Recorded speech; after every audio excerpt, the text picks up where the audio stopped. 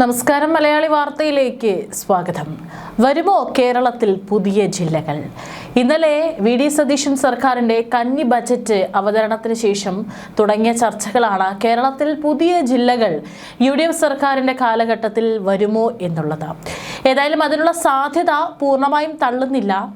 ദേശീയ ശരാശരിയേക്കാൾ കൂടുതൽ ജനങ്ങളെ ഉൾക്കൊള്ളുന്ന ജില്ലകൾ വിഭജിച്ച് പുതിയ ജില്ലകളും താലൂക്കുകളും രൂപീകരിക്കാനുള്ള സാധ്യതയാണ് ഇപ്പോൾ ഇവിടെ ഉയർന്നു കേൾക്കുന്നത്.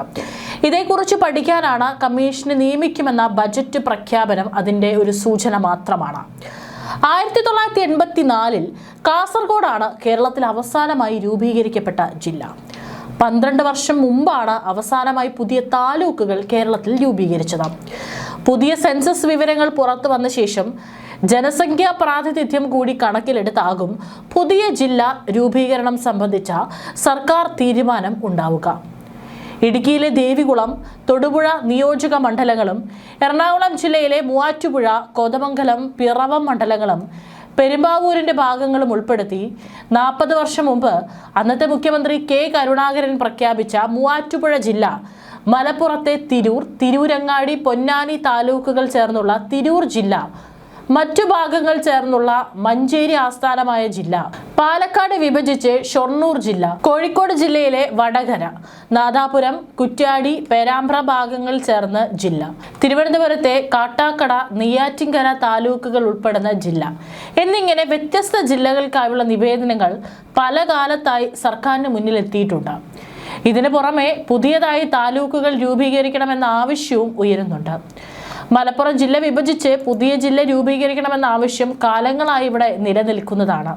ഇതിനോടൊപ്പമാണ് ഇപ്പോൾ മൂവാറ്റുപുഴയും നെയ്യാറ്റിൻകരയും ഉൾപ്പെടെ പുതിയ ജില്ലകൾ രൂപീകരിക്കണമെന്ന ആവശ്യം ശക്തമായിരിക്കുന്നത്. ജനസംഖ്യാ വർധനവ് കണക്കിലെടുത്ത് വികസനക്ഷേമ പ്രവർത്തനങ്ങൾ എല്ലാ ജനങ്ങളിലേക്കും എത്തിക്കാൻ വലിയ ജില്ലകൾ വിഭജിക്കണമെന്ന വാദമാണ് ഉയരുന്നത്. മലപ്പുറം പോലെ ജനസംഖ്യ കൂടുതലുള്ള ജില്ലകളുടെ സാഹചര്യം പരിഗണിക്കുമ്പോൾ വിഭജനം അനിവാര്യമാണെന്ന് വിവിധ രാഷ്ട്രീയ പാർട്ടികളും നേരത്തെ ആവശ്യമുന്നയിച്ചിരുന്നു. മലപ്പുറം ജില്ലാ വിഭജനം വേഗത്തിലാക്കണമെന്ന് രാഷ്ട്രീയ കക്ഷികളും സമുദായ സംഘടനകളും ആവശ്യപ്പെടുന്നുണ്ട്. താനൂർ, തിരൂരങ്ങാടി, പൊന്നാനി താലൂക്കുകൾ ഉൾപ്പെടുത്തി തീരദേശ ജില്ല എന്ന നിലയിൽ തിരൂർ ജില്ല രൂപീകരിക്കണമെന്നാണ് ആവശ്യം. വള്ളിക്കുന്ന്, കോഴിക്കോട് സർവകലാശാല, പരപ്പനങ്ങാടി, കുറ്റിപ്പുറം, എടപ്പാൾ, കോട്ടയ്ക്കൽ തുടങ്ങിയ പ്രദേശങ്ങൾ തിരൂർ ജില്ലയുടെ ഭാഗമാകും. കൊണ്ടോട്ടി, മഞ്ചേരി, വഴിക്കടവ്, പെരിന്തൽമണ്ണ, നിലമ്പൂർ, എടവണ്ണപ്പാറ എന്നിവ മലപ്പുറം ജില്ലയിലായിരിക്കും. ഇടുക്കിയിൽ നിന്ന് തൊടുപുഴ താലൂക്കിനെ വേർപെടുത്തി മൂവാറ്റുപുഴ, കോതമംഗലം, പിറവം, പാല എന്നിവ ഉൾപ്പെടുത്തി മൂവാറ്റുപുഴ ജില്ല രൂപീകരിക്കണം. നെയ്യാറ്റിൻകര, കാട്ടാക്കട താലൂക്കുകളുടെ ഭാഗങ്ങൾ ചേർത്താണ് നെയ്യാറ്റിൻകര ജില്ല രൂപീകരിക്കണമെന്ന ആവശ്യങ്ങളാണ് നിലവിൽ പരിഗണനയിലുള്ളത്.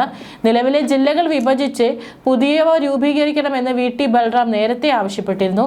ഇപ്പോഴത്തെ തിരുവനന്തപുരം, കൊല്ലം ജില്ലകളെ പുനഃക്രമീകരിച്ച് ഒരു പുതിയ ജില്ല, എറണാകുളം, തൃശൂർ ജില്ലകളുടെ ഭാഗങ്ങൾ ഉൾപ്പെടുത്തി പുതിയ ജില്ല, മലപ്പുറം, പാലക്കാട്, തൃശൂർ ജില്ലകളുടെ ഭാഗങ്ങൾ ഉൾപ്പെടുത്തി 2 പുതിയ ജില്ലകൾ, കോഴിക്കോട്, കണ്ണൂർ ജില്ലകൾക്കിടയിൽ ഒരു പുതിയ ജില്ല എന്നിങ്ങനെയായിരുന്നു ബൽറാം മുന്നോട്ട് വെച്ച വാദങ്ങൾ. ഏതായാലും അത്തരത്തിലൊരു മാറ്റം നമ്മുടെ കേരള സംസ്ഥാനത്ത് ഈ 5 വർഷക്കാലത്തിനിടയിൽ യു.ഡി.എഫ് സർക്കാർ ഉണ്ടാക്കുമോ എന്നുള്ളത് നമുക്ക് കാത്തിരുന്ന് തന്നെ കാണണം. ഏതായാലും അതുമായി ബന്ധപ്പെട്ട് വിശദമായിട്ടുള്ള പഠനങ്ങൾ നടത്താൻ തന്നെയാണ് പുതിയ സർക്കാർ തീരുമാനിച്ചിരിക്കുന്നത്.